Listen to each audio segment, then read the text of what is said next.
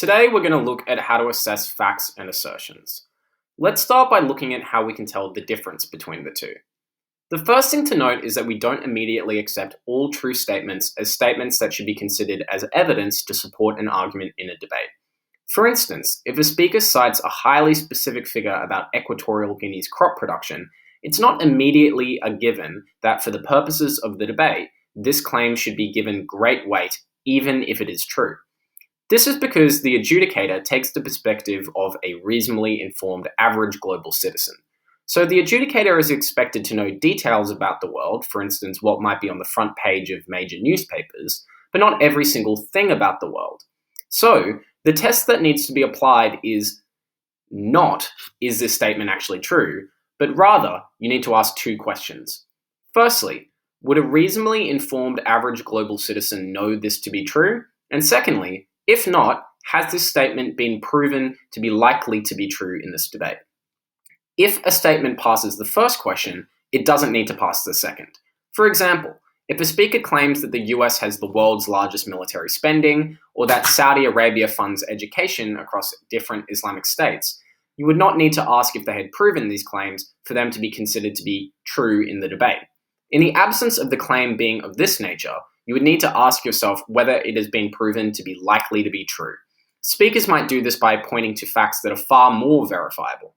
For instance, they might comment on Equatorial Guinea's climate and its relationship with certain IGOs, and say that this makes their claim about crop production something that is more probable.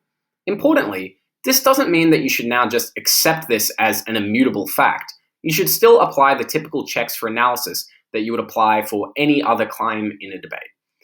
So, that's how you can differentiate between an assertion and a fact.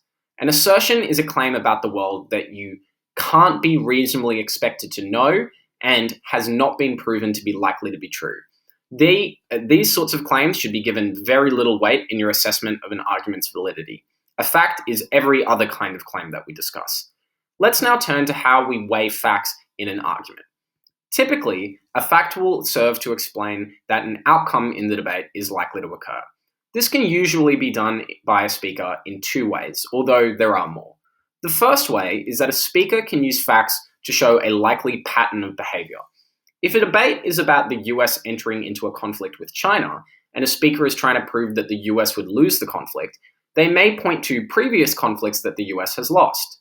It's important to remember, however, that this alone is not particularly useful. The speaker would need to demonstrate that previous circumstances are meaningfully similar to the circumstances described in the debate. So, maybe the US lost in Vietnam, but why would that mean they would lose in China?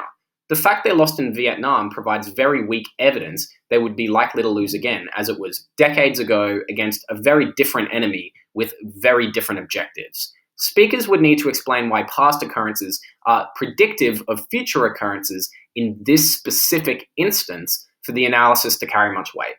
This points to the greatest usefulness of facts of this nature, as grounding punctuation pieces for existing strong analysis. The second way a speaker may use a fact is in their characterization or description of an actor or context. For instance, a speaker may explain that the feminist movement particularly cares about ideological purity and refers to a specific instance in which this was demonstrated. Again, it's important to remember that the fact alone only demonstrates that an actor or context can look like this, not that it necessarily always looks like this. Maybe the feminist movement did prioritize ideological purity in this instance, but that only shows that it has at one point done so, not that it will always do so. Like before, further analysis is needed to show that the characterization is likely to be true in the majority of instances. So, in sum, facts are not final proofs in and of themselves. They should be weighed primarily as additional supplementary evidence of existing analysis.